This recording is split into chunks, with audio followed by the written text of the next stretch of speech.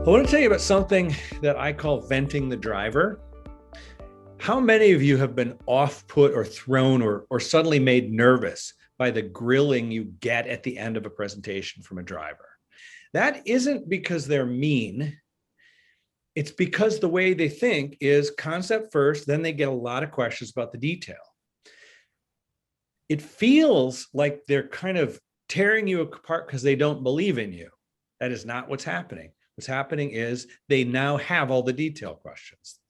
And they only get there because you gave them the concept. So one of the elements of working with drivers is to see the success in that. They're not ready to tear you apart until they've got the concept. So as soon as they're ready to grill you, that means they got it. So drivers tend to want you to impress them, and I'm focusing on them because they're often the scariest audience member. And they are often prone to want you to present. They're like, impress me. And then they're going to tear you apart. So what I do is I let them tear me apart in pieces. And that means each one's a little shorter. So let's say we did point number 2 is budget. We're talking about how much this thing is going to cost, whatever it is. And I'm going to finish and I'm going to make my point. So what story? We've got this problem. We've got to get to this goal. So this program is going to, by spending this much now, we're going to get to the result we want. Let's take a look at the details. We talk it through. Great. Hey, listen. So, we really recommend that you do this thing and that we finance this effort in the way we just described. Look, what questions do you have about the budget before we move on? I want to look at the schedule, but let's just deal with budget. Let's take 2 or 3 questions right now. What I do is I limit the amount. I said, let's just take 2 or 3 questions just about the budget before we move on. What's burning?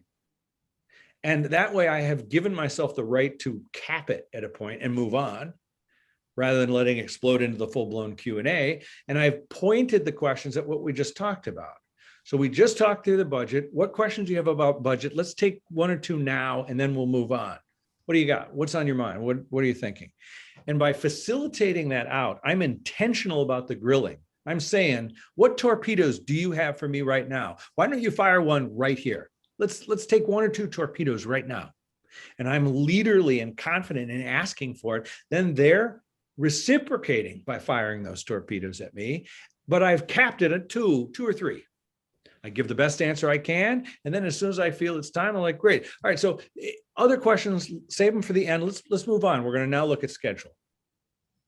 So by doing that, I'm venting like a pressure cooker and actually responding quite well to the driver. And then the pressure is down. And so what we found when we do that, the grilling at the end is not so painful. It's not so scary. And it's not so comprehensive. It's more elaboratory. It adds, it's enriching. Does that make sense? So you get some great opportunities to shift your format around in different ways to address the people better. But that's the most common one I do. If I can be interactive, I put Q&A after each topic, and then I get a more of a discussion feeling, and I also know where I stand.